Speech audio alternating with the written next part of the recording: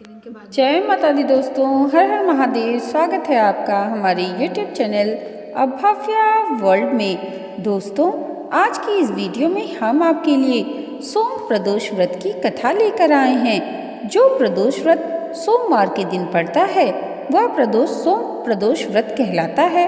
सोमवार को भगवान शिव का दिन माना जाता है, अतः इस दिन प्रदोष व्रत होने से उसकी महत्ता और अधिक बढ़ जाती है। तो आइए महादेव का ध्यान करते हुए सुनते हैं सोम प्रदोष व्रत की कथा। एक नगर में एक ब्राह्मणी रहती थी। उसके पति का स्वर्गवास हो गया था। उसका अब कोई आश्रयदाता नहीं था, इसलिए प्रातः होते ही वह अपने पुत्र के साथ भीख मांगने निकल पड़ती थी। भिक्षाटन से ही वह स्वयं व पुत्र का पेट पालती थी। एक दिन ब्राह्मणी घर लौट रही थी तो उसे एक लड़का घायल अवस्था में कराहता हुआ मिला। ब्राह्मणी दयावश उसे अपने घर ले आई। वह लड़का विदर्भ का राजकुमार था। शत्रु सैनिकों ने उसके राज्य पर आक्रमण कर उसके पिता को बंदी बना लिया था और उस राज्य पर नियंत्रण कर लिया था, इसलिए वह मारा मारा फिर रहा था।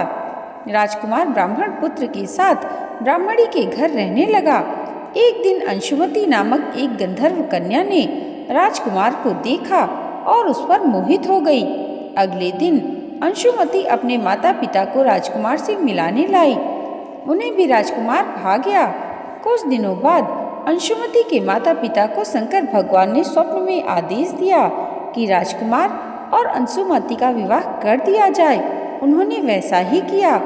ब्राह्मणी प्रदोष व्रत करती थी। उसके व्रत के प्रभाव और गंधर्वराज की सेना की सहायता से राजकुमार ने विदर्भ से शत्रुओं को खदेड़ दिया और पिता के राज्य को पुनः प्राप्त कर आनंद पूर्वक रहने लगा। राजकुमार ने ब्राह्मण पुत्र को अपना प्रधानमंत्री बनाया।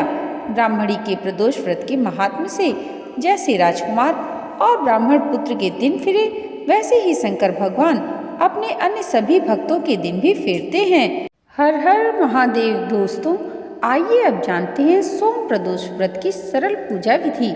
सोम प्रदोष के दिन व्रत करने वालों को सुबह स्नान के बाद भगवान शिव जी की पूजा करनी चाहिए।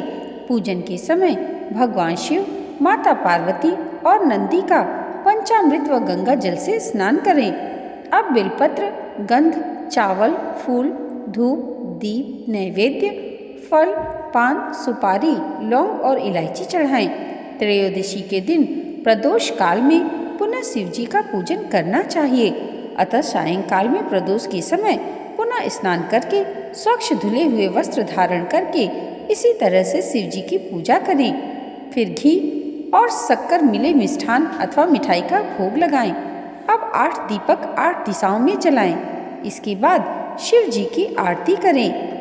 रात्रि जागरण करके शिव मंत्र ओम नमः शिवाय का जाप करें। इस तरह व्रत करने वालों की हर इच्छा पूरी हो सकती है।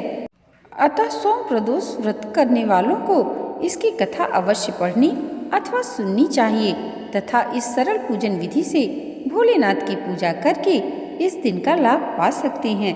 दोस्तों, आज की वीडियो अगर आपको अच्छी लगी हो तो कमेंट बॉक्स में हर हर महादेव ज़रूर लिखिएगा और इसे लाइक और हमारे चैनल पर पहली बार आए हैं तो सब्सक्राइब करना मत भूलिएगा।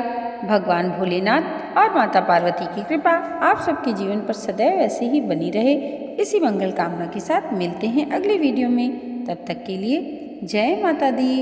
हर हर महादेव।